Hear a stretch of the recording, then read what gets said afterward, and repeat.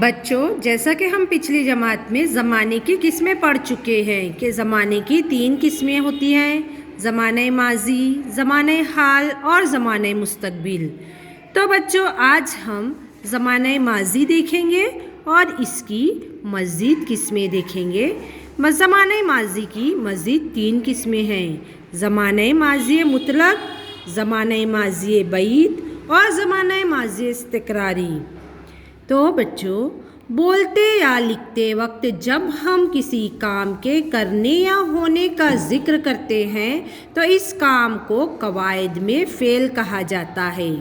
آپ نے یہ بات تو سنی ہوگی کہ ہر کام کا ایک وقت ہوتا ہے، اسی طرح قواعد میں آنے والے کام یا فعل کا بھی ایک وقت ہوتا ہے۔